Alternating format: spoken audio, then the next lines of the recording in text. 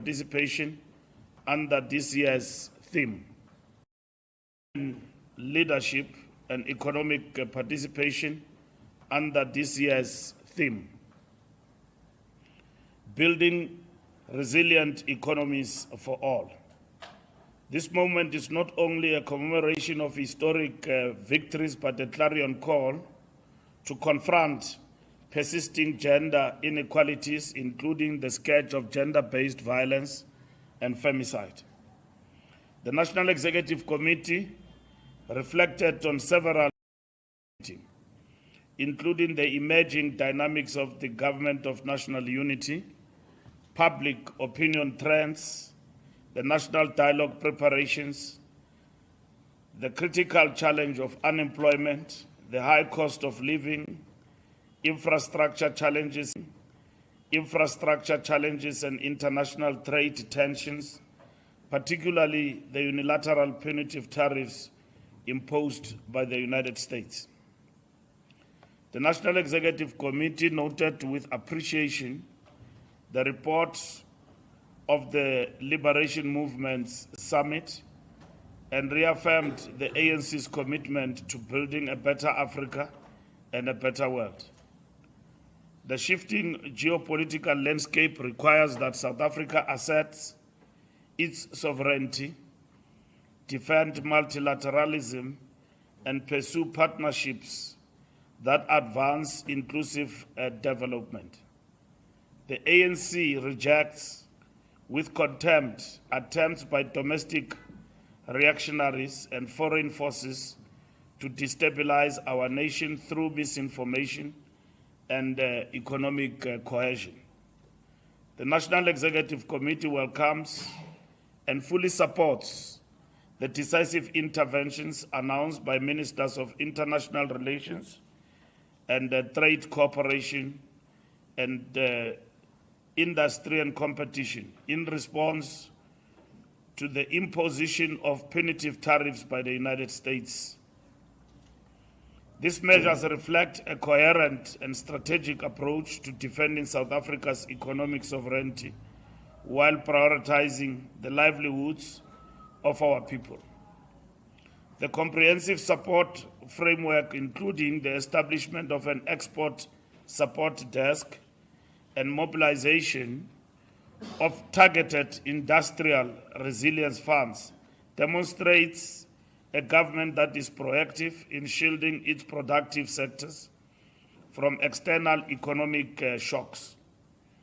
These actions are not isolated measures, but form part of a broader national effort to restructure our trade relations, promote industrialization, and ensure that South Africa's engagement in the global economy is anchored in equity, dignity, and national development priorities. The NEC is particularly resolute that South Africa will not be coerced into reversing its progressive economic transformation agenda or compromising its sovereignty under the guise of opportunistic foreign pressures. The Democratic Alliance reaction to the minister's announcement exposes a mindset that is out of touch with the aspirations of South African people.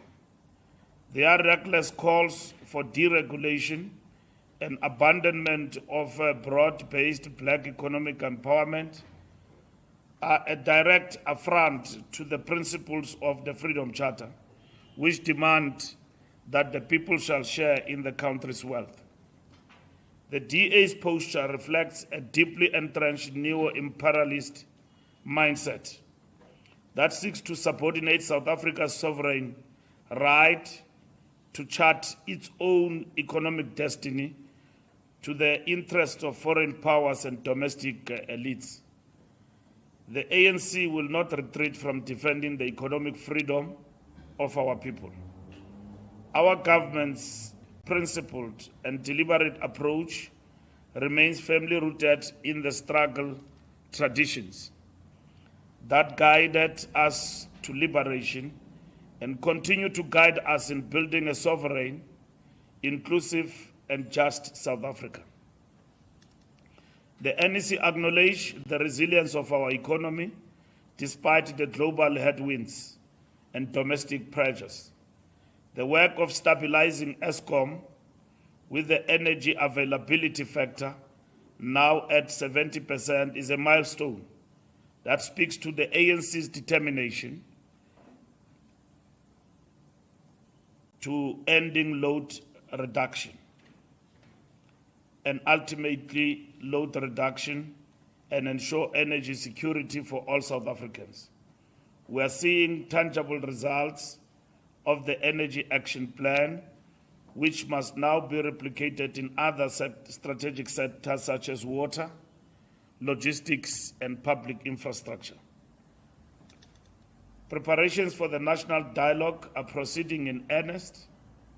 The National Convention will sit on the backdrop of the 70th anniversary of the Freedom Charter, which was the precursor of dialogue and in line with our traditions, even during the transition to democracy in the early 90s dialogues.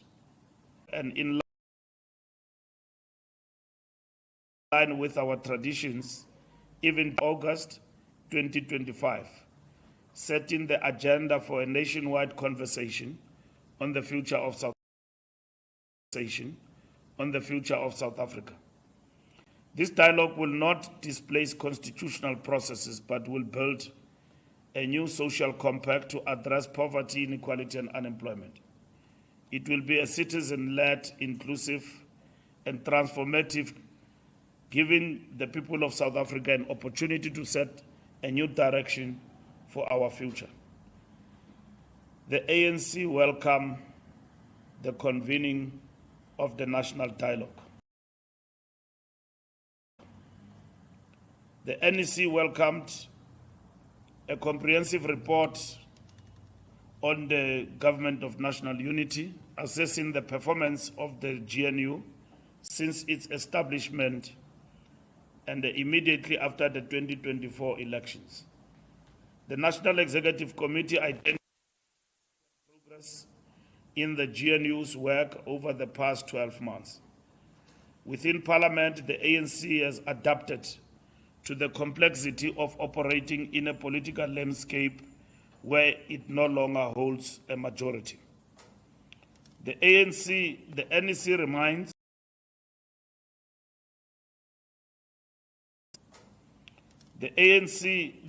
reminds our structures that the GNU is not a permanent structure but a tactical necessity to safeguard South Africa's progressive agenda amidst a fractured electoral mandate.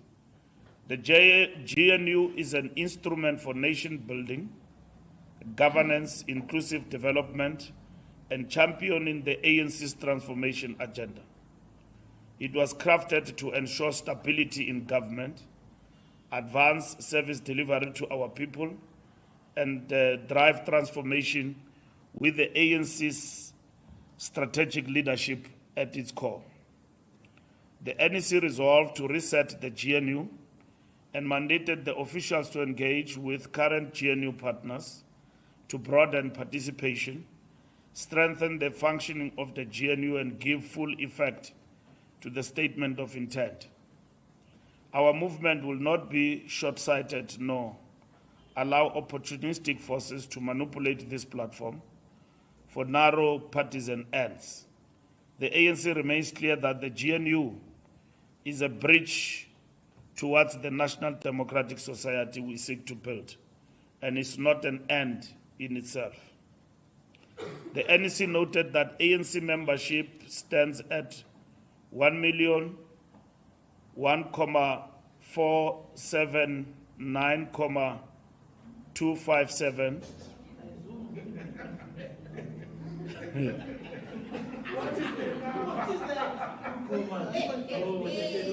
It's 1.5 million. Yeah. Okay.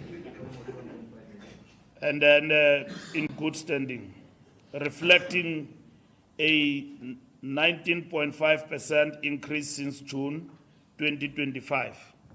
This is a clear testament to the people's and enduring faith in their movement. All branches must ensure compliance with functionality criteria and the completion of the foundation course by November 2025.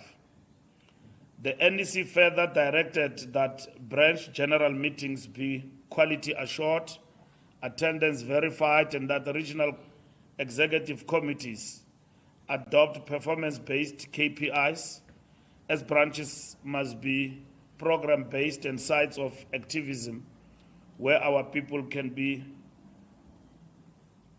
serviced by our structures. This is a period of renewal and rebuilding. Every member must undergo political education to ensure we build an advanced cadre that is able to meet the demands of this current epoch and its challenges, including aligning personal conduct with revolutionary ethos of the ANC. The NEC commended the work of the NEC Subcommittee on Political Education.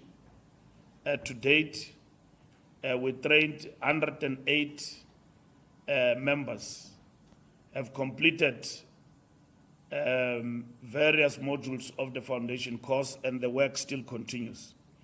This is a pillar of our organizational renewal. Every cadre must embody revolutionary morality, service, and humility. Regional conferences remain on track, and this year we expect 45 out of our 52 regions to hold conferences by December 2025, which is a cut-off date as we focus on the local government elections. It is mandatory that all comrades attending regional conferences must have attended and completed the foundation course.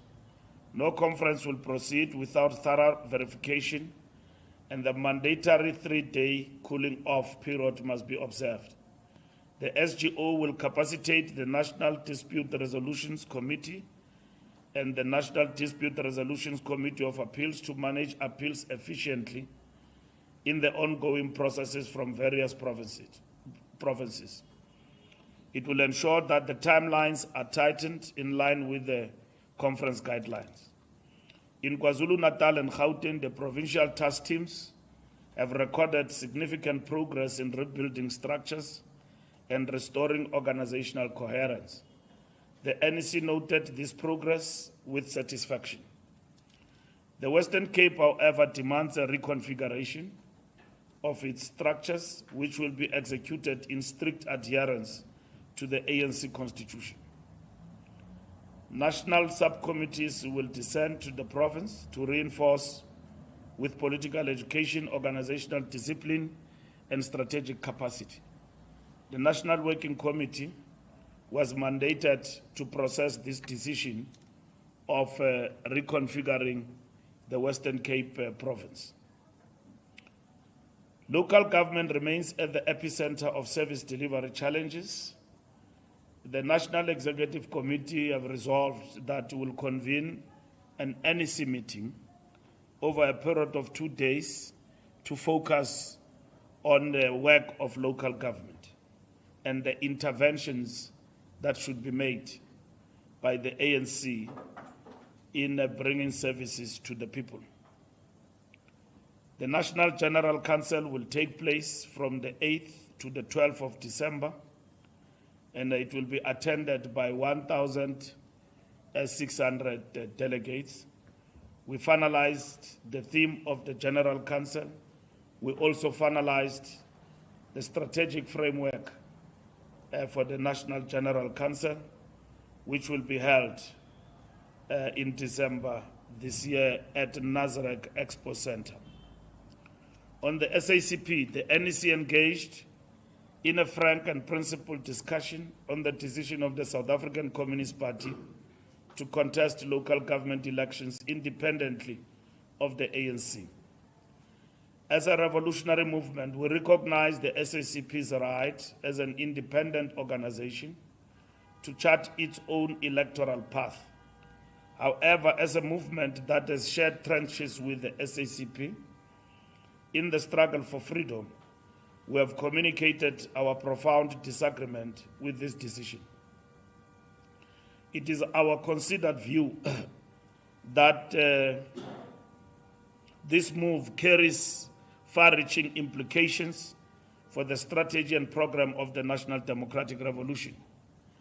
The National Executive Committee recalled many moments in history in which the SACP's vanguard role was very critical in the struggle.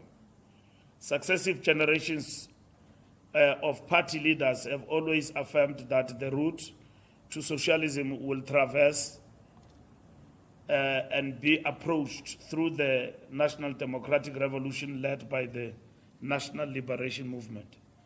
Our shared victories against apartheid, our collective resistance to neoliberal exploitation, and our vision of a just society cannot be surrendered to fleeting tactical divergences. The ANC will act with maturity and fortitude, engaging our allies with humility but also with clarity. Unity is the weapon of the oppressed, and the disunity is a luxury we cannot afford. However, we might have reached a stage where we are unable to persuade the South African Communist Party from its decision of not contesting the elections. And we believe as the ANC that will weaken the National Democratic Revolution. It is important that, if possible, the Communist Party must understand the implications of this particular decision. On the Integrity Commission, the NEC considered the report of the Integrity Committee, and the issues have been referred to the national officials for further processing. We noted the decisions of the Disciplinary Committee, which involved several comrades, and that some of the decisions include a pending matter before the NDC of Comrade Obed Bapela, and that the appeal that he had lodged has been dismissed by the National Disciplinary Committee, and his disciplinary processes are still continuing. We noted that there will be a reburial program, and that as we met by the NEC, a number of our comrades had passed on, and we passed condolences on the comrades who passed away. We agreed that the January 8th rally will be hosted in the Northwest Province, reaffirming our principle of rotational celebrations. Thank you very much.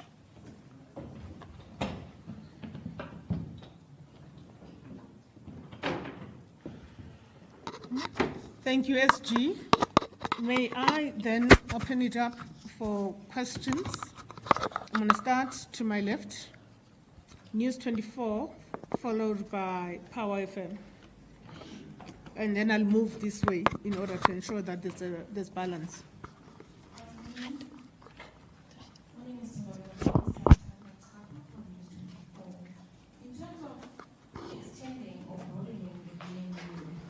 Clarity on what exactly this looks like. Will we see the ANC take from its own portfolios of positions in the GNU, or are other parties going to be affected to accommodate new parties in the pact?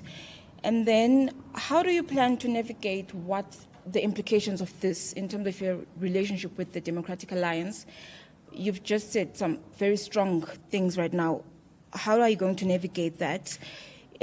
With regards to local government interventions, did the NEC consider calls coming from the Eastern Cape for an early conference there? Thank you. Power. Good day, Nkosinathi Shazi from Power FM News. My question is on the resolutions on the SACP. So you mentioned that the ANC is unable to persuade the SACP in contesting the upcoming local government elections, and you say that there will be implications. So what will those implications be? Of course, there are a number of SACP members who do have cabinet positions, ministers, deputy ministers. Are those implications them being removed from power? Thank you very much.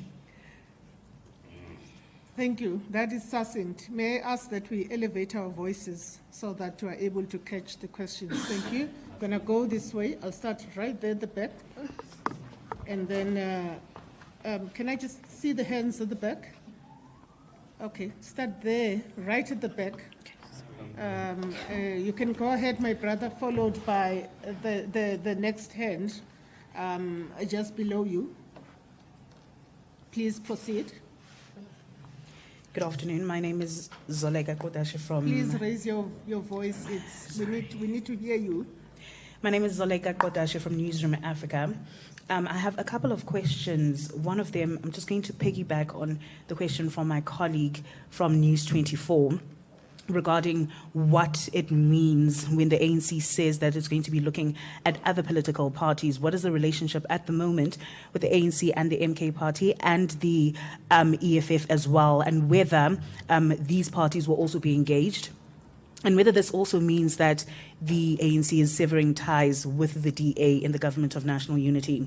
I also want to ask, excuse me, whether there were any discussions from the ANC-NEC meeting on the deputy president as well as Simelane to step aside, and what the resolution was in relation to that, and on the other issue, whether there has been a settlement with Ezulwini, that bill that the ANC had previously failed to pay. Thank you. May I proceed? The next person. Sanbona, my name is Tembi Lekele with Bloomberg News. On the statement of intent as it currently stands, what is the prerequisite for expanding the GNU? So is it consultation with the current members? Do you vote on it? How does that expansion take place? And are there any plans to revisit the statement of intent now that it's been a year to maybe formalize some of the processes? Thank you very much. Thank you very much. Can I see, my apologies for not recognizing media colleagues who are at the back. It's a bit dark if I don't name you by your media houses. I'm going to come down to SABC.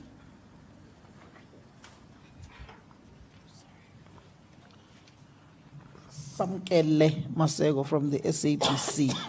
Mr. Mbalula, on the SACP, are you essentially saying that you are now throwing in the towel and will no longer be meeting your counterparts, Tolima Paila, and the other officials of the party and the ANC in a bilateral, saying that you've effectively now failed to convince the party not to be on the ballot paper next year in the local government elections?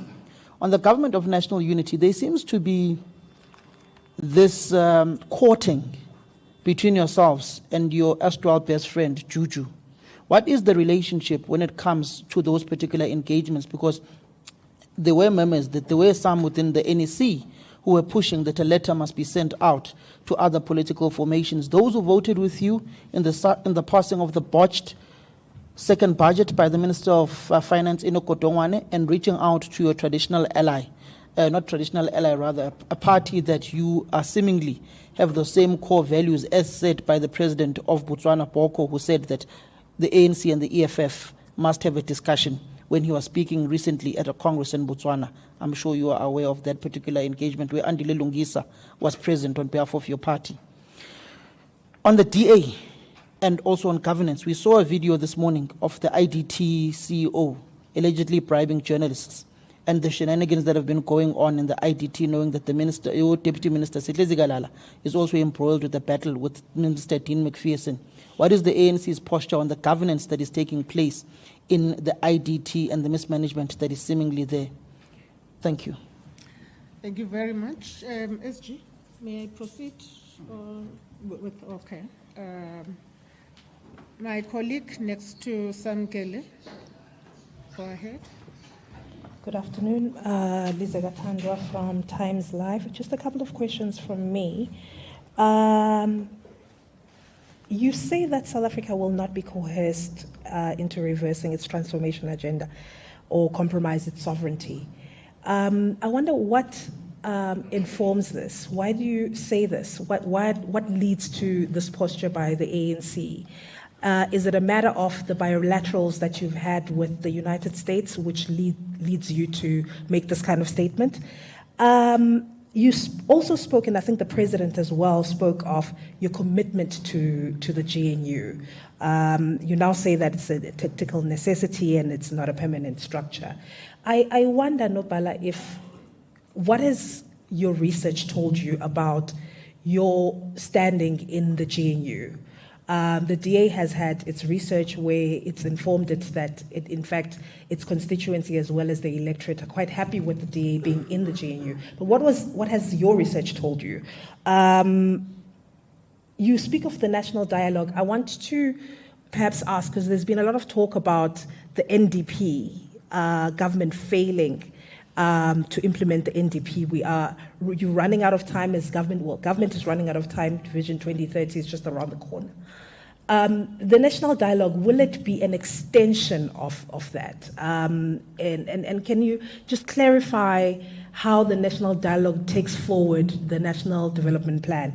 And my last question is on what you say. Sorry about that. My last question is on what you say when you say the SACP must consider the implications. Are you now referring, because a lot of people have been talking about the ANC possibly invoking Rule 25.17.4 of its constitution.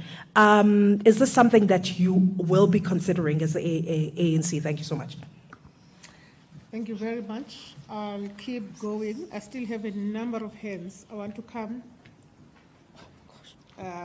this side. We're doing a zebra. No, not SABC, because they've already just engaged. Thank you, Hawelo Magolero from UFM.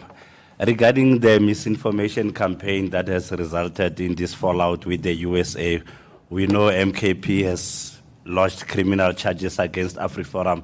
Does the ANC believe it has done enough in terms of rebutting these lies? And if yes, what is it that you have done?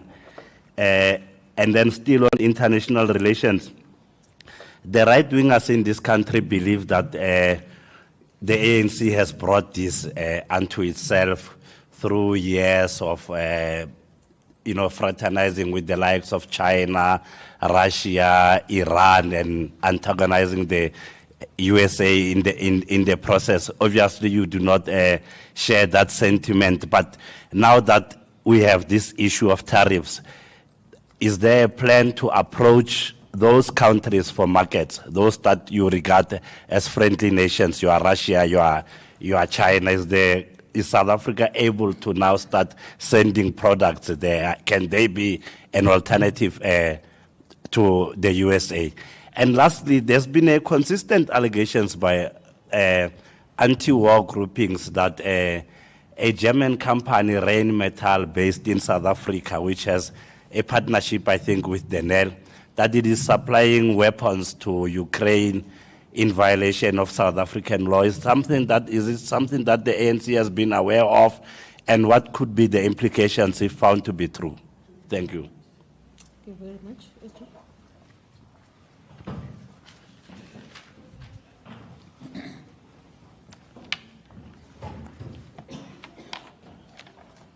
Thank you very much.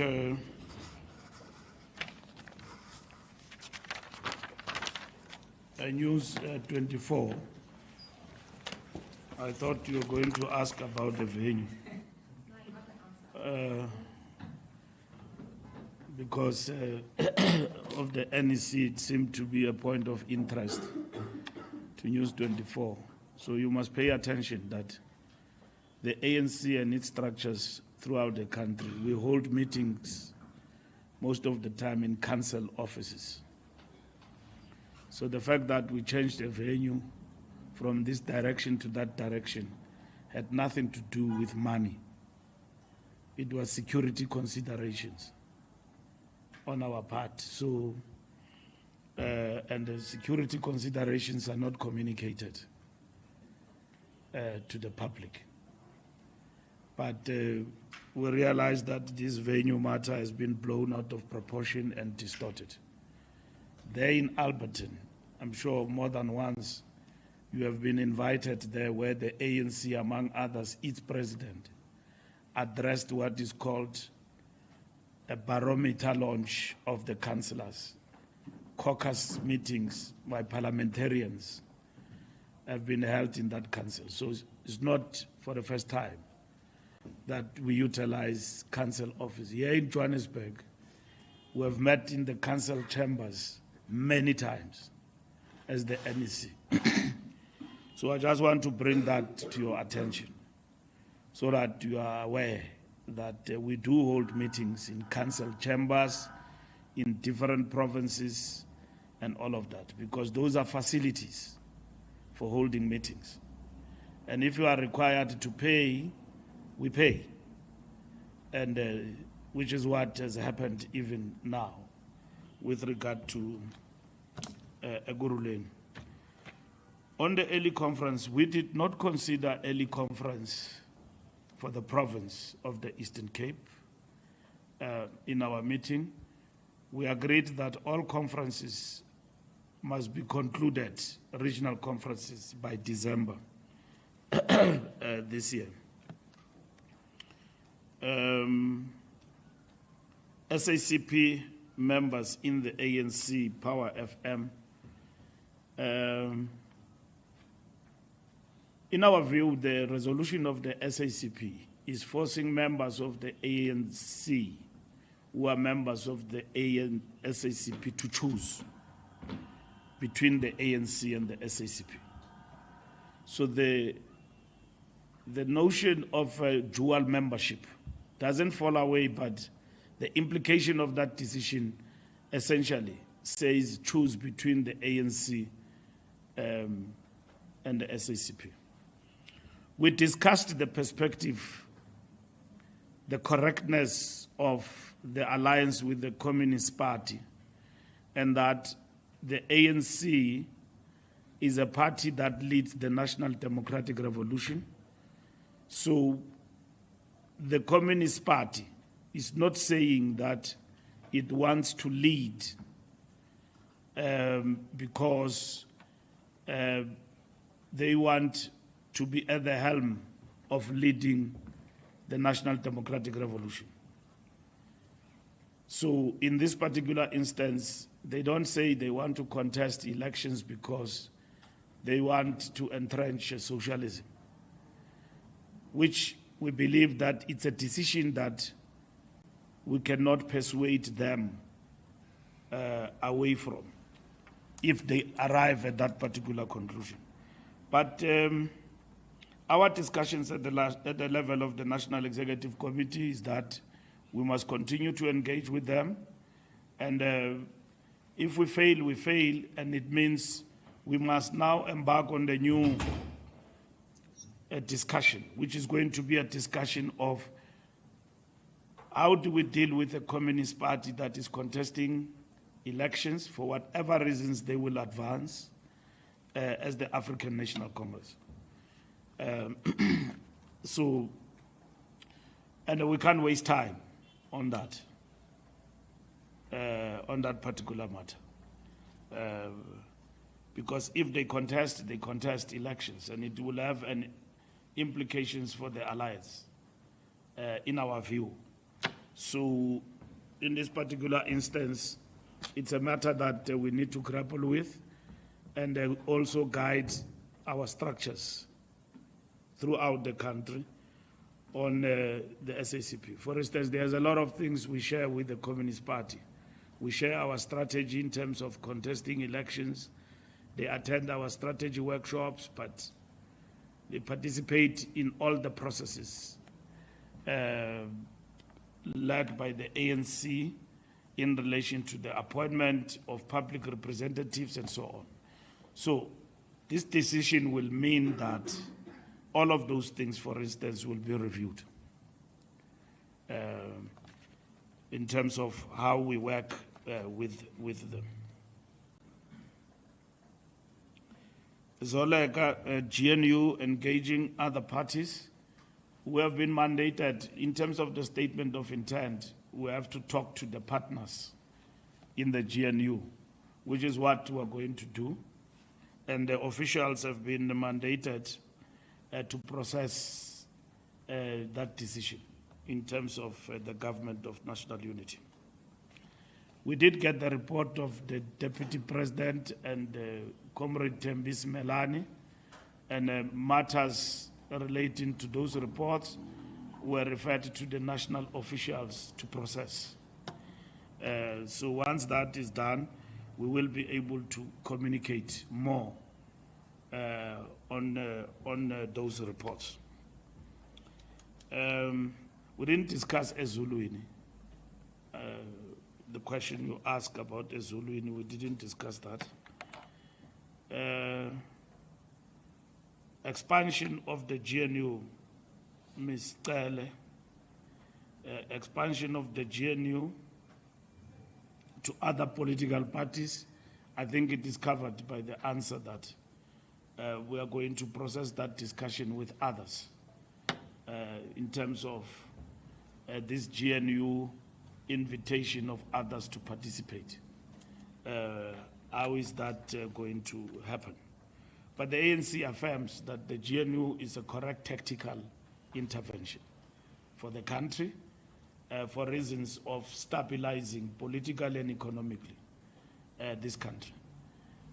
The DA political mischief we see from time to time in the GNU, it's a matter that we need to address.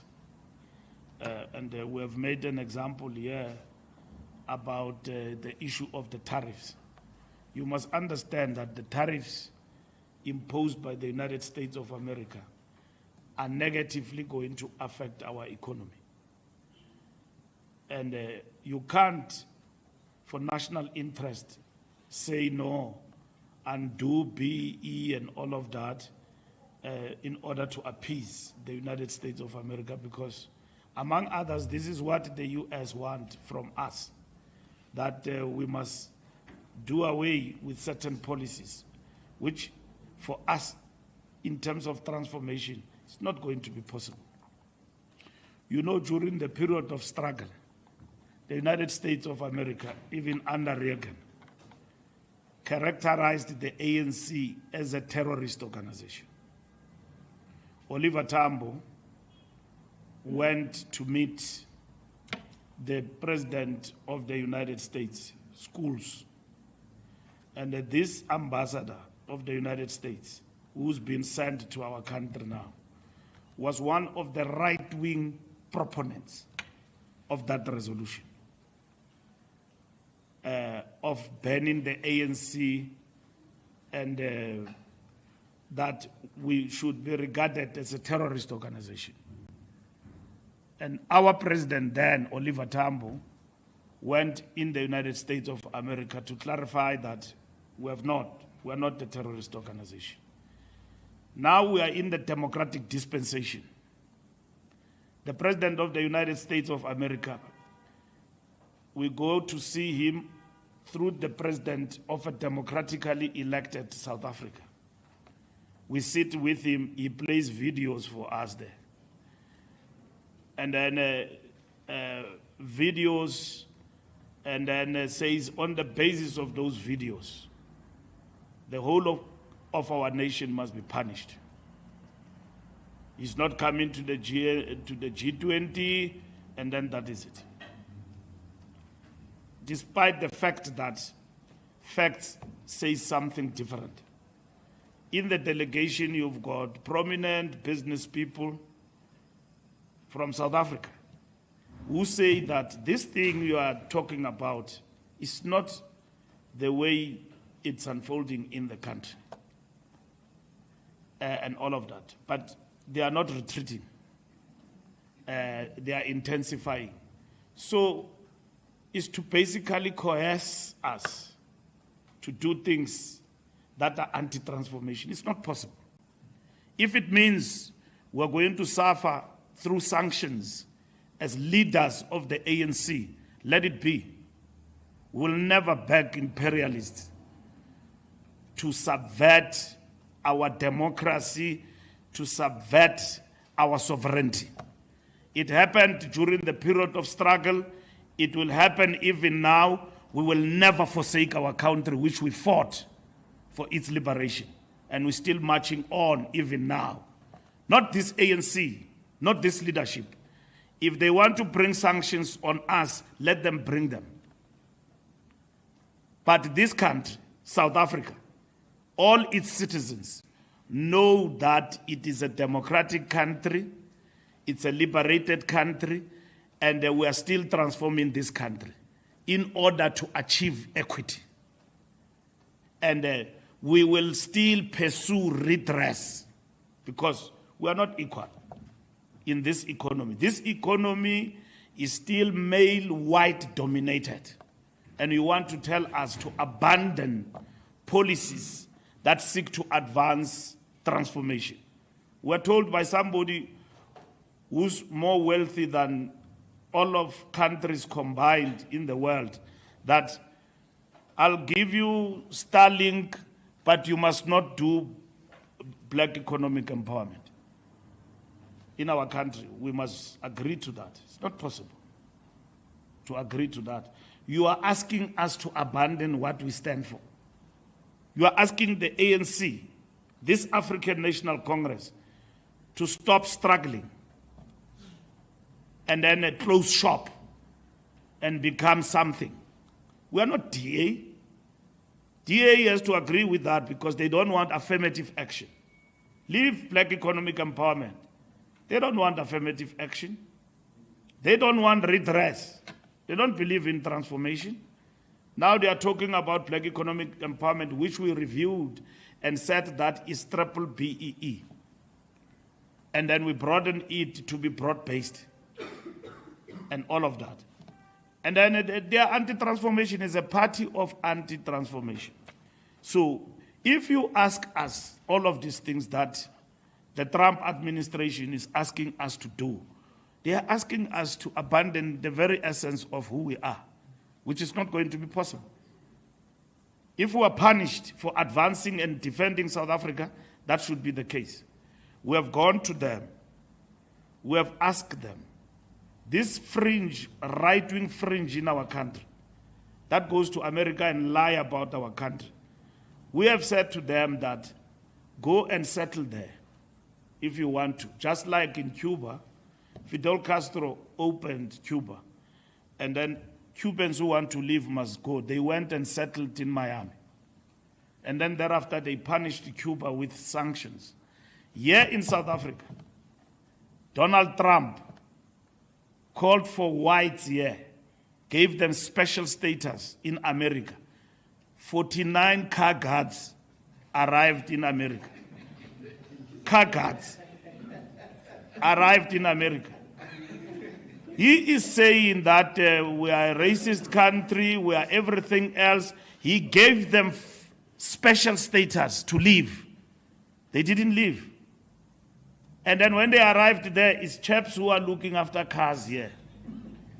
Because this country, they are the most well looked after people by this economy. They are okay. KTK, they are fine in this economy. And then they did not go to the United States of America. In less than a week being there, they started killing each other there. A man killing his girlfriend there. This is what they do here. Killing each other over something. They are in the courts. Killing our people, saying they look like monkeys. Killing blacks here in our country. And then they went to badmouth us in the United States of America. But Donald Trump invited them to come. They didn't go. They didn't leave this country, South Africa. They are still here. Samkel, are we throwing the towel? We are not throwing the towel with regard to the SACP. We point to ideological challenges about the party position. We also point to contradictions this is bringing. But as you would have heard, the General Secretary of the Communist Party is very clear. There's no retreat. They are going for the elections. Even when we met with them, we reported to the NEC that we said we must not go through this path. Let's consider reconfiguration and work out things between the two organizations. They insist on that particular path. But our mandate is that one.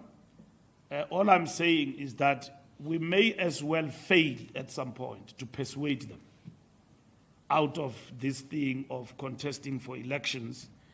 And when that happens, we are now going to have to look into, in the next 2 weeks, the implications of this decision and how we are going to operate as the two parties going forward. Because there's a lot of implications in relation to this decision. IDT CEO, anyone who's corrupt or implicated in corruption, the rule of law must prevail. So the rule of law must prevail. So that goes even for the IDT CEO. If he's implicated in bribing people, all those implicated in corruption, the law and the law must deal with them. It doesn't matter who they are. That's what is important. We must not philosophize about this. Lizeka, I've addressed the issue of coercion and the United States of America. We do consider research. Afrobarometer, SRF, Ipsos, our own research, we consider them in our meeting, what they say about us, what they say about GNU. Most South Africans are very positive about the GNU. All right? That's what the polls are saying. They are not saying anything different from each other. And then they look at the ANC support and it has stabilized.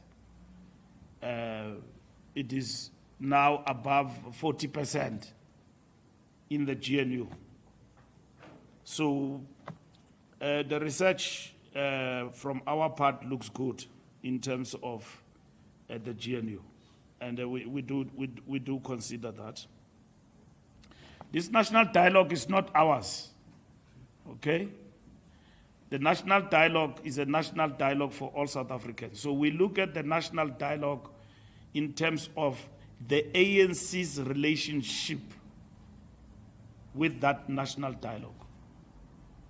We see it as an important platform, which we ourselves, we will participate with the rest of South Africans who will be taking part in that national dialogue. It's not an ANC thing.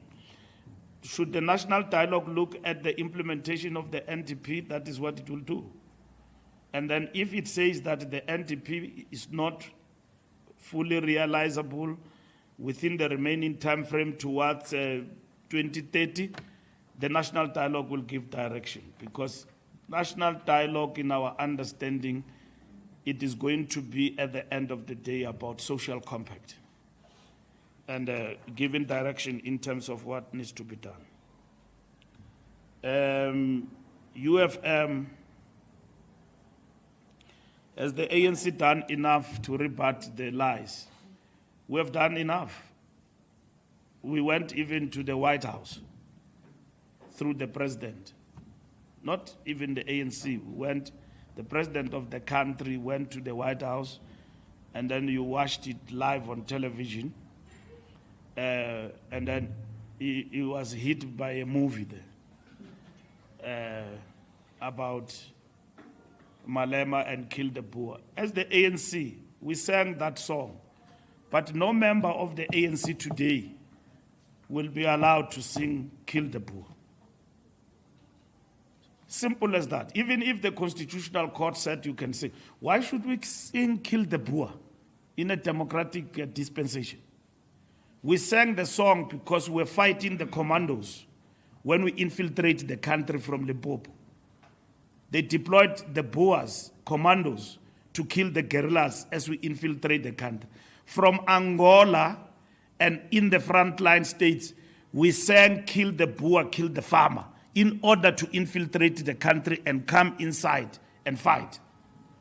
Now you listen to clowns that says, no, in the camps we're selling drugs. I mean, we're not fighting. Clowns openly in this podcast insult our struggle and the memory of brave men and women of our struggle, and insult them that, no, we were in exile selling drugs. How can you sell drugs in Angola, in the bush, where we were training alongside FAPLA and the Cubans to defeat the Boers in the Battle of Cuito Carnival? We've got graves and soldiers who never came back home and died. We rebury them every day. A clown says people went into exile, they were selling drugs. You know? But for that clown, we're going to take it to task. And then the other clown says we got money from Iran. We didn't get money from Iran. Another clown again says, no, ANC got money from Iran, and he keep repeating this lie. We didn't get any money from Iran. The United States imposed sanctions on Iran. We are not trading with Iran, even if they've got oil. But a clown says, no, we got money. Even the CIA, I'm sure they can tell you, they regard themselves as the best intelligence outfit, can tell you that it's not true that the ANC got money from Iran. We didn't get any money from Iran. And then they say to us that we're selling weapons to Ukraine, not to Ukraine, to Russia. Russia has got the best weaponry in their fight there in Ukraine. We fight and advance a non-partisan approach in terms of Ukraine and Russia. Our president traveled 10 hours on a train to meet the president of Ukraine and advance to Moscow to meet President Vladimir Putin. And then somebody then from the United States, with a bow tie, made a statement, bravely so, that no, we supply arms. And then we establish a commission of inquiry. A commission of inquiry comes out. The DA says, no, that commission is questionable because it was checked in secret by the judge and all of that. The DA. These people, where do they draw the line in terms of partisan interest and national interest? They hate this country. They go to America, go and tell Donald Trump what he wants to hear, and all of that, and come back to this country again. Hate our economy. When our people are unemployed, we no longer trade with the biggest market like the United States and all of that. They will be coming back and blaming us. They said to the United States, we must be hit with sanctions as politicians of the ANC, like Zimbabwe. What did we do? We are not a dictatorship. We have just formed a government of national unity. We underperformed in an election. In less than 14 days, we formed a government of national unity, not persuaded by anyone in the world, independently. In this country. They now want to accuse us of dictatorship, that the ANC this, ANC that, and all of that. They advocate for sanctions against our country, disguised as tariffs to hit us. And then these people, they agree with them. Where is national interest, and where do we draw? And where do we draw the line? So we have worked very hard to rebut the lies of the United States of America. South Africa as a country must continue to pursue trade relations even into new markets. It's very important to do that as a country, as a sovereign state. We are not a branch of the United States, we are a country. full country, state, president, and everything else. So we have to be dealing with these matters with that clear understanding. Now, there are people in our country that go to the US, badmouth the country, and all of that, and then they come back to our country and settle with us here. So when all these things are coming our way, in the manner in which they are, they want to shift the blame and blame it on the government of the ANC. We have not gone to the United States or undermined democratic processes in this country. We govern with the full respect of understanding that our governing is dependent on the vote of the Back to those that have had a chance. Eyewitness News, Kasi.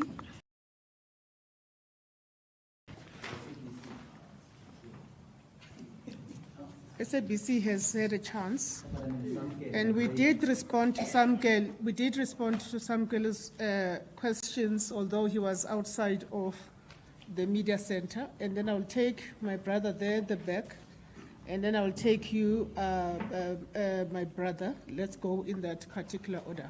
Eyewitness News. Good afternoon. Tabi Sokoba from Eyewitness News.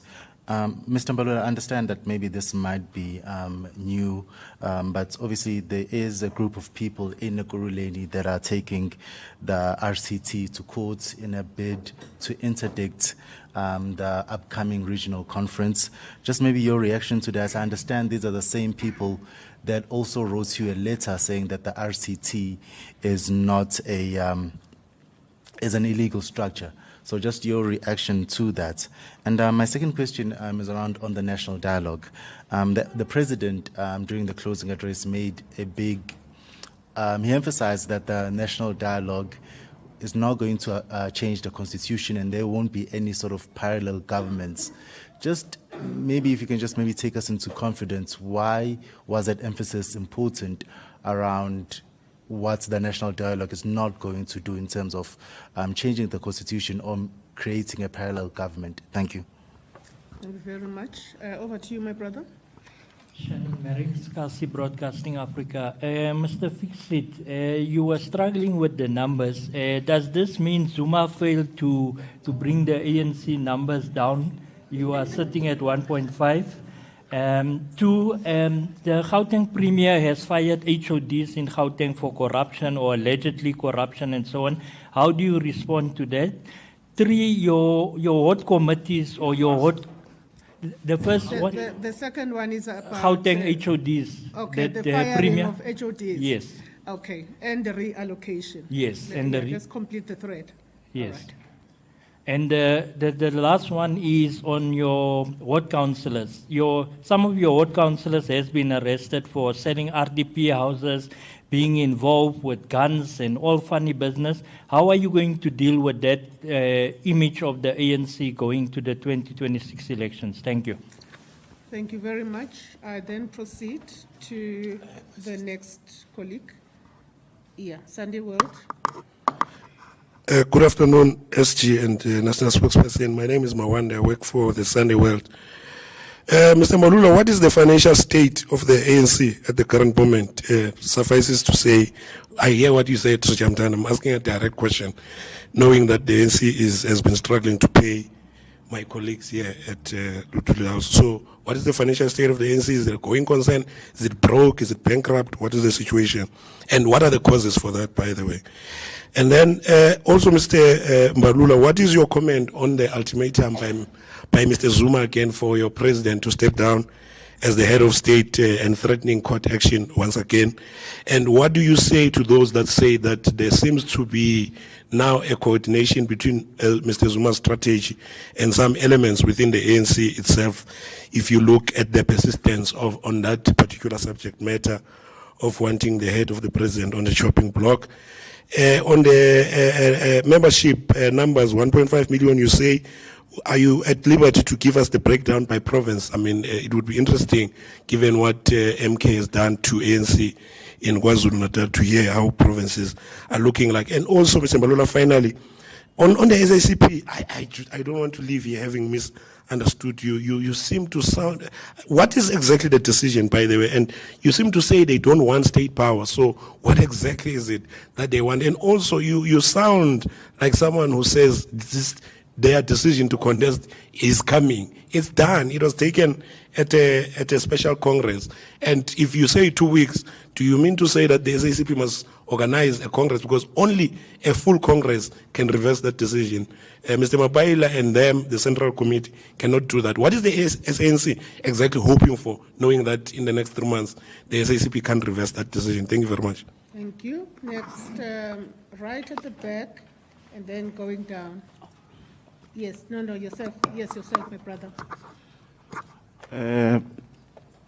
Mahlengwi, please allow me to say Happy Women's Day in advance to you, Thank the you. ladies Please, in the room, please and the introduce woman. yourself. Ntunzi is my name. I was going to. Ntunzi is my name. And the women in the country at large. SG,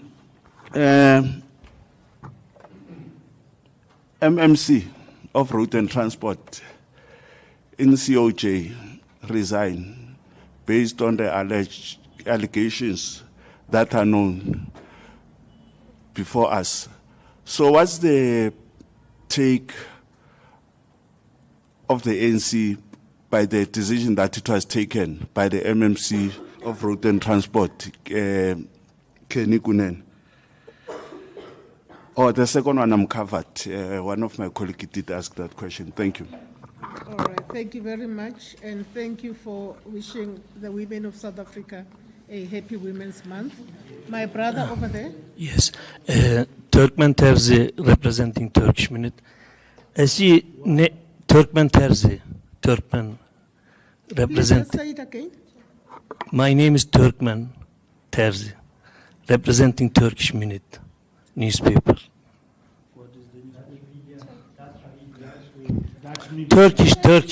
Turkey media.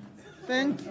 Okay, thank you for Yes. those who could hear. Yes. Yes, please go ahead. Yes, SG, you know, the right-wing nationalism and right-wing populism rising in many countries, Europe especially, in many parts of the world. And you define yourself in the years back in ANC conference, policy conference, that ANC is a leftist party. So now you're expanding the GNU, your coalition, you are in a coalition now. So do you see that trend, right-wing populism, nationalism in this country? Thank you. All right, thank you very much. I am. Yes, please go ahead. Okay, thank you very much. My name is Thokozani Buthelezi from Alex Reporter. You see. Please just repeat. Yeah. Your media house. Alex Reporter. I'm Thokozani Buthelezi from Alex Reporter. All right, you thank see. you. Yeah. I can see that the conflicts within the ANC, both on the GNU as well as maybe with the alliances such as the SACP as well as the COSATU. So ANC, does it not scare that maybe also the COSATU, it will go the same way to represent itself? As we can see that some of the countries, they are being governed by the likes of the Labour Party, especially internationally, you see. So, and then again, there were rumors saying that the top dogs, especially economically, the likes of your Petrus Motsepe are campaigning to actually to take over the presidency of the ANC. So is ANC aware of those things? Thank you. Okay. I am going to just exercise some leniency to SABC. Otherwise, otherwise the national dialogue may not continue. Ntebu? Indeed. Well, good afternoon. My name is Ntebu Mkoba. I'm with the SAPC. I have a couple of questions, but I will just ask one for the sake of time. Secretary General on the SACP, who to blame? And I'm saying this against the backdrop of the historical context, SG. If you look at what brought us to where we are in terms of the SACP deciding to contest elections independently, it started around 2000, 2002. They've been calling for the reconfiguration of the alliance. There were code names at some point. They were referred as ultra-leftist.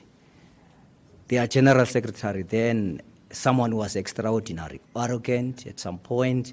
They were reminded of the ANC, not a nationalist, a socialist organization, and that it will neither be a socialist organization.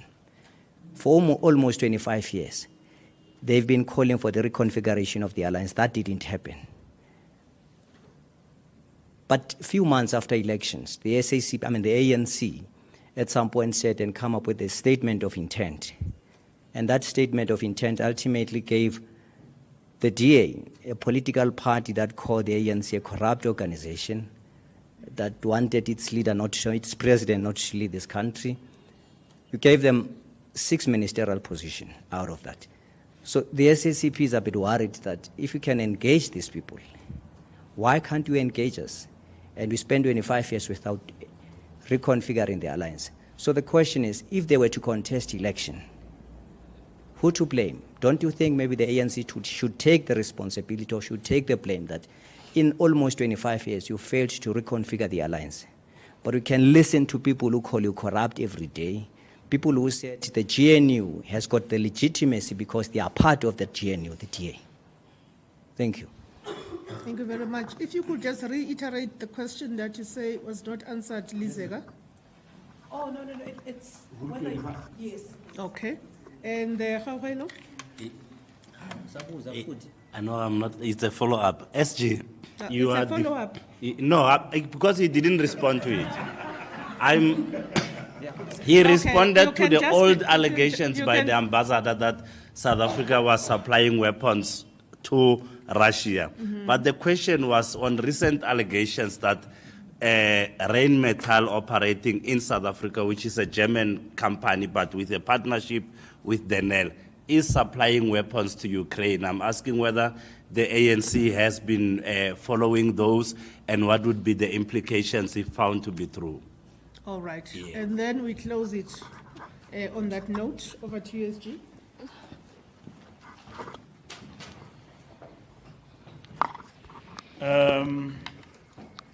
EWN,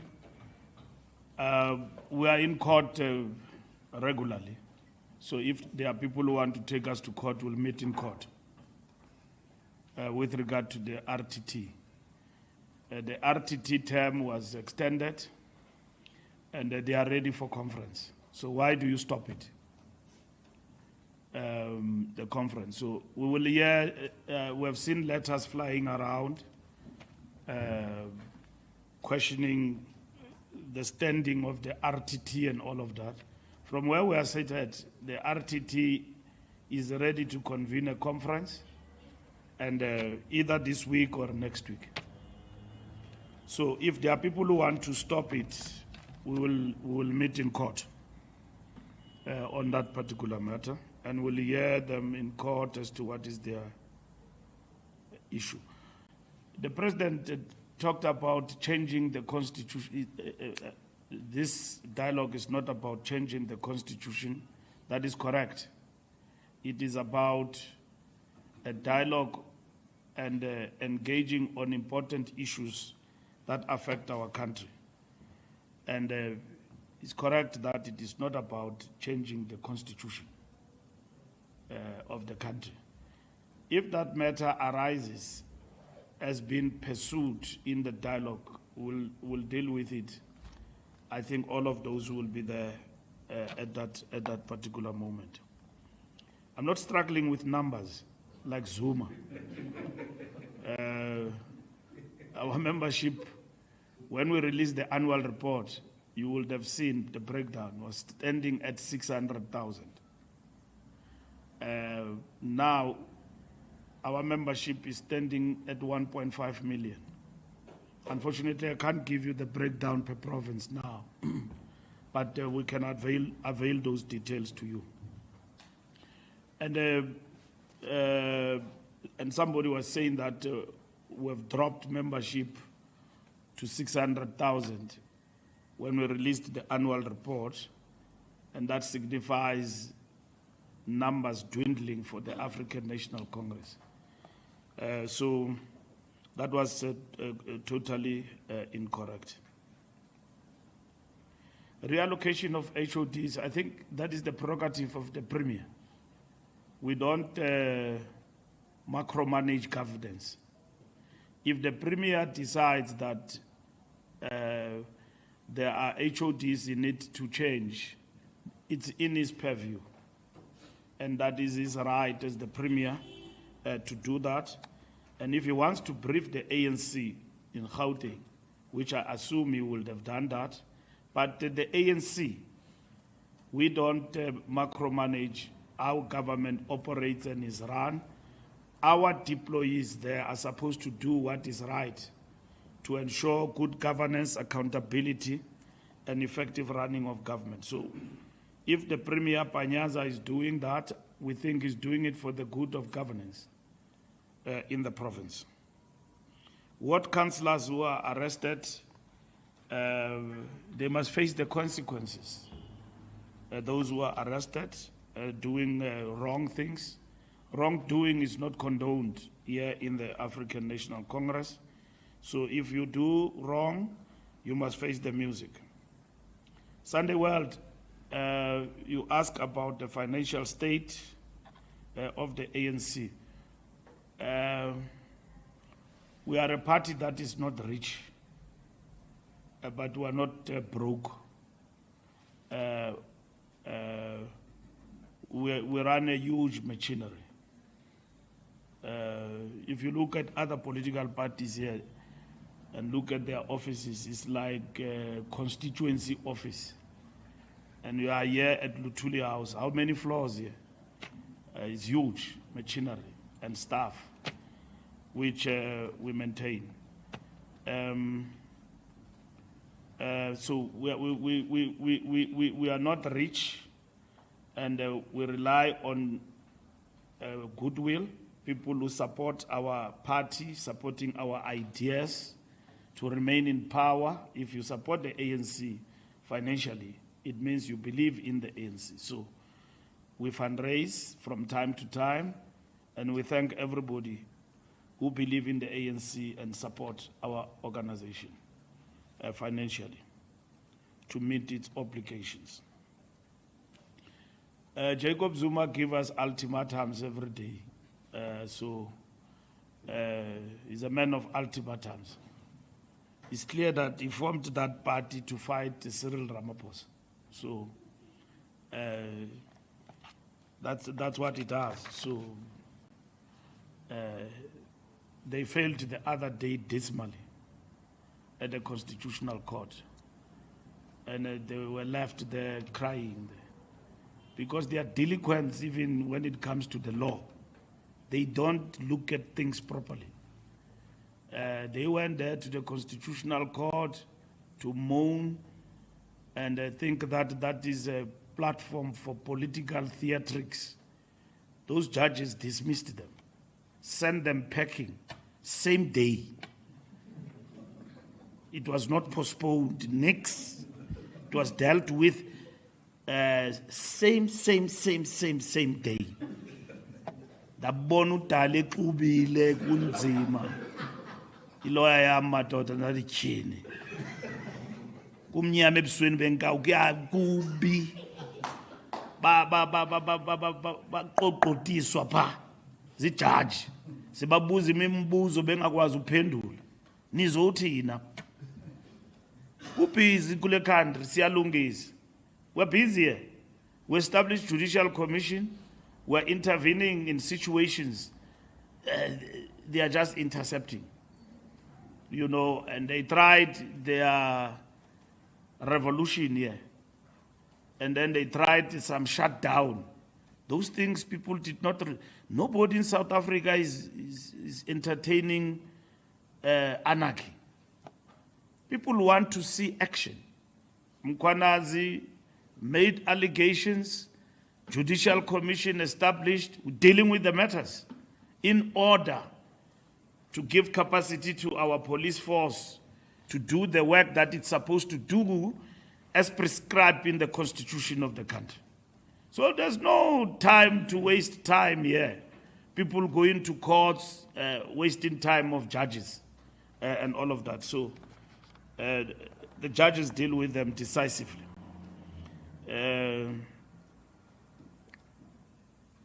I've answered the question of membership. The SACP decision, we are clear that the SACP wants to contest elections, as the ANC were opposed to that. All I'm saying is that we may not succeed to persuade them to get out of that resolution. And therefore, what we have decided is that if all it fails, we must now, as the ANC, sit down and decide what are we going to do, of which that's what we're going to do. But we have agreed with the SACP to meet. Now, you can see from the General Secretary that is determined to implement that resolution that they have taken. That resolution have got far-reaching implications for the alliance and the Communist Party in itself. Because that resolution seeks to say, if you look at it, the Communist Party, except for saying to its members, choose between us and the ANC, but it equally says that resolution, we are now going to contest elections with the ANC. And when you contest elections, it means you contest the ANC. We contest each other on the ground, and so on. So it has got far-reaching implications. And you will see, even in practice, it's a big challenge. So we will talk to the Communist Party as per mandate, but should we fail, the NEC is clear that we must then design intervention. We're going to convene an NEC meeting special to look at local government. That will include the discussion on the SACP decision. And that meeting we are supposed to convene in a fortnight. So, which means we must work flat out with the SACP, and then when we go to the NEC, akuzube kuteketwa. Sabe sithetha into ecacileyo with no ambiguity ukuthi how do we move forward and the implications of that decision. Mthunzi, andizukomenta man kwinto zikaKhenny ne-resignation yakhe ibuze ku-gate 10 lona. U-gate 10 uyiphendula every day la question. It was a very difficult decision. Uyiphendule, look, u-gate 10 uyiphendulile la question. Umbekele bucala uKhenny ziyaqhubeka ezachap uyabona. So ibuze pha kubo lo mbuzo lo. Ukuthi ubefuna ntoni endlini yalamfo, andimazi uzaziphendulela uthi ebebiziwe pha. Ndimva nam njengani ukuthi uthe beyothini pha. Amapolisa afika kuhlelwe pha. Ukuthi bebesenzani, bebesela or besenza ntoni, lo mfo kuthiwa uyingozi emphakathini la chap ibanjiweyo pha. Kuthiwa akamoshi wenze enye into. Uyabona ukuthi abadubula abantu. So amapolisa afika pha. So bafumana uKhenny pha. Zwapha not estrateni endlini yalamfo. Uyayiqonda? So umnikazi wendaba uzaziphendulela ukuthi befuna ntoni pha. Uthe behamba ne-journalist. Uthe belandela i-journalist beyo interviewa la chap ibanjiweyo. Ityholwa ngokuthi idubula abantu apha eJoburg. Amapolisa afika pha afumana uKhenny pha. So ndizayiphendula ndithini mhlekazi? Umicimbi kaKhenny no uzaziphendulela u-gate 10 uyayiphendula la nto and all of that. And then yes, of course, there is right-wing nationalism even here in South Africa by certain political parties and all of that, who some of them are in government, but they are opponents and we are opposed to each other. We deal with each other in that context. Buthelezi, lento ye top dog uthetha ngazo andizazo Mtsipe uthi zi top dog. Umtsipe akakayiphenduli lento yakhe kuthethwa ngegama lakhe akakayiphenduli lo. But here is the position. Into the succession kwa ANC, we have taken a decision, they must stop. If you want to stand, it's fine, but stop this thing of abbreviations BM 2027. Those things must stop. We must focus on the work of building the ANC and fighting to come back in power. 2027 will have plenty of time. People for them to canvass what they want to be. It doesn't matter now. Even if you can say you are standing or you don't stand, it doesn't matter. We are not there yet. And we have said that if you want to disorganize the ANC, start the succession discussion. It's not only Mtsipe. I see videos flying around with nice songs, so and so must lead and all of that. We are clear, those things must stop. As is a top dog, Sababona is a top dog when we get into that terrain. And maybe it's equally unfair to ask Mtsipe whether these things are true or false. If there are ANC people who promote, we are saying to them, stop that. Even myself, people say no, FM 2027, Mbalula for president. So I ask them a question. I have not convened a caucus to ask for leadership to be elected. I've never gone to the provinces. I'm focused on this job. So when I call them to order, they say, no, I'm slowing them down because I've got a bigger agenda. I'm entrenching myself. I'm saying to them, you elected me to be your Secretary General. I've not even finished halfway mark. You are already talking about me becoming a president. Hey man, I've not been evaluated by any structure. NGC, we have not even reached NGC. We have not presented the report. We have lost elections. Yeah, 40%. And then you say, no, now,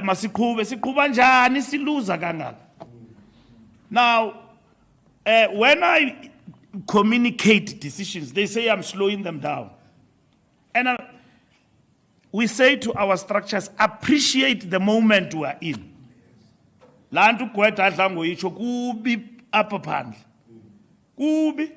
ANC is a party we can say lost elections.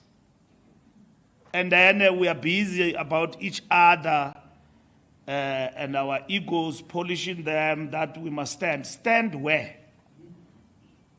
When we have to win the trust of the people to support us.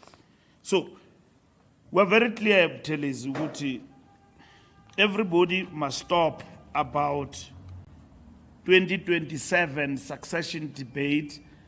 We will discuss that at the right time. At the present moment, everyone must focus on the task of building organization. And stop suspecting people that they work hard and then convince yourself that they are not working hard, they are doing it for themselves in order to become president. You know, Sputla is doing a great job as our minister. And I was saying to him, you are doing a great job, but don't stand, you know. And I was joking with him. Because he's doing a great job, people will be saying, hey, Sputla wants himself. Other people, when they sit in those WhatsApp groups, they see leaders in their sleep. Have you ever seen that thing? When people then start to say to you, you are my leader, leadership. I want you as my president. Now, if you've got small brains, you will think that, hey, abantu bayandifuna. People want me. It doesn't work like that. There are people, when you say to them, hey, you are a presidential material, they honestly even change the movement of walking. Because somebody in some branch said that you can be a presidential material. It doesn't work like that. Even the way of talking, they change. So I'm just giving an example about Sputler, our minister who's hardworking, a member of the National Executive Committee. Because he's working hard, people will be saying you can be this, you can be that. It's normal when you work in the face of people that people can think of you to become something. It's normal. It doesn't make you, it doesn't get into my head when structures say, but our SG is doing well, is all of that. Hey, we think of you to become something. I don't stop becoming SG here and change the works. My work is still the same. As you would have left me at Nazareth when I was elected. My work is still the same. It doesn't get to my head that I must leave this job now and start to think of myself as something else. Because some people think of you in this way. You know, you've got to wait. Mandela says to us, stop suffering from uncontrollable desire for power. Because that thing is going to kill you faster. Uncontrollable desire. You want to contest everything, and you never win anything.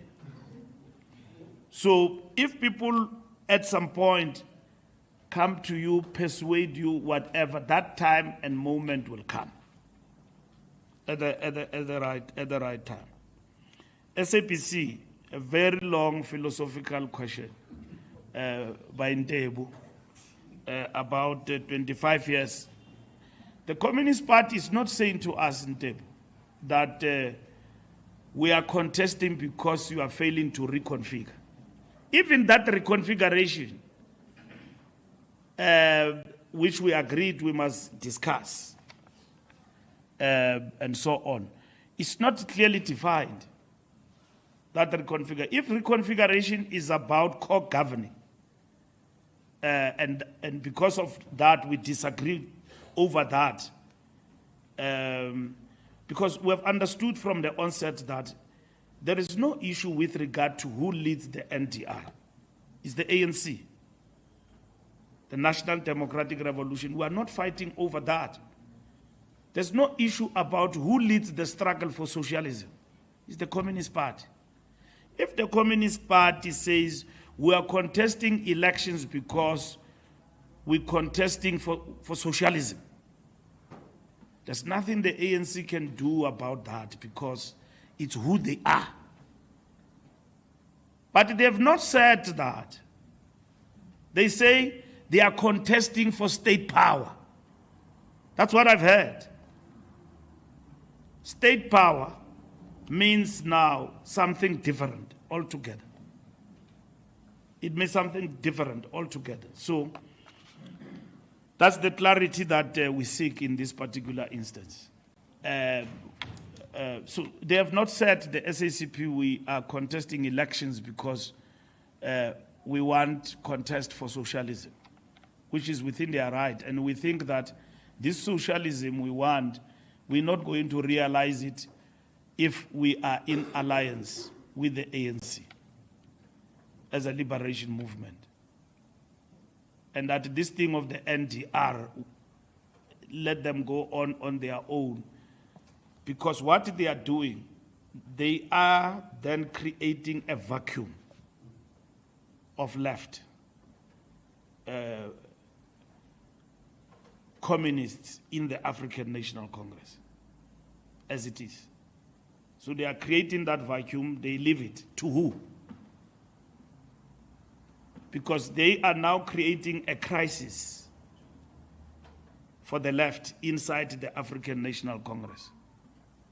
And then they are then saying, communists in the ANC choose between the ANC and the Communist Party. And then they leave. So then who's going to occupy that space? And if they believe that the ANC is so weak today, such that they must then ascend to a pedestal of contesting for power, working with others, I don't know with who, not the ANC. Because there's no left here in this country. It's in paper. People call themselves left. They are not left, these people. Do you call Zuma left? Zuma is not left. A man who leaves the country and go and endorse a right-wing government that oppresses people. Morocco, you call that left? That's not left.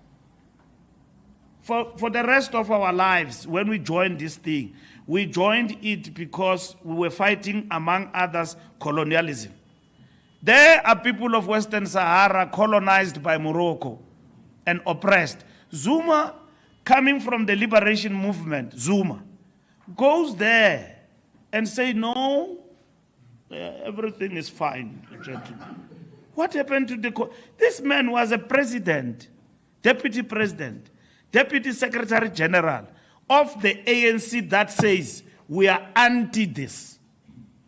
He goes, form a nomkokwana there in a corner, disorganize this ANC, take some numbers, fight for it to be out of power. In no time, he's knocking in Morocco, endorsing them in a press conference. He doesn't even read a statement. He's got a special advisor who reads on his behalf. Bakuba bati bayazabalaza. Uban lamfo ebefundela uZuma pa. Makasela, he's also from here. The ANC, he reads there and even defend that thing on Twitter. Dabona kuti ababantu bathengisa kudala. These people have been selling out while sitting here in the ANC. How can you suffer from such damaged consciousness in a short space of time? What is it that Morocco is giving these people? You mean what they got there? And then you come and say that is left. There's no left there. The real left here is the ANC. And then the Communist Party, through its decision, says, no, we are leaving, and then we are going, and all of that, and then we are going to contest state power. There's no state power. Look at the elections in Seshego. Communist Party contested there. Leave the numbers they got. Why will communists isolate themselves and then from the liberation movement abandon the ship, leave the ANC and go and contest? You should be contesting here, inside, and fight to win your ideas here in the ANC and maintain it. The party has never been chasing numbers. And it might as well not get the numbers they want. When they come back on the other side, they look at this ANC, and then we have left this ANC with whoever that we have left it with. When you come from the other side, Communist Party has never chased numbers, and that is why we are not shocked when they get 70 in a ward. Because these are the people who have always been here teaching us the most advanced layer of leadership in the ANC is communists. That is why at some point it was not pronounced. In the 40s, the Youth League, Bomandela, were chasing communists up until Kotani brought sense into his head. Wamkhabulis. Uguti, hey, this thing you are doing is wrong. And then he only then learned that Ndate Kotani is a communist. He was in the ANC, General Secretary of the African National Congress, advanced. They were not pronounced. To join the Communist Party was in secrecy. You will only learn later that this man is a communist. But Thabo Mbeki, they were communists. The last conference of the Communist Party in Cuba was chaired by Thabo Mbeki. So when the communists decide to leave the ANC, It's a sad moment for our revolution, the African National Congress, and our revolution here in South Africa. It's sad that such a thing can happen. Lastly, UFM. I don't know what you want about these weapons of Ukraine. We don't know what you are saying. If it is there, it's the state that must deal with that matter, meaning our state. That Dinel is working with some Germans and then they are supplying arms to Ukraine. We don't know that. But like you have exposed it, you media people have got information that we don't have. But like you are raising it now, yeah, as the ANC, will condemn that if there is such. But from where I'm seated at Lutuli House, I don't have that information. We don't have that information. That information, if it is there, it will be with the state president and all his intelligence people and state security. From our side, we don't have it. As the ANC, if there's anything of that sort, we are very clear. We'll condemn it, and it will be a big blunder in terms of our international role to do such things in our country. It will be a big blunder. Thank you very much.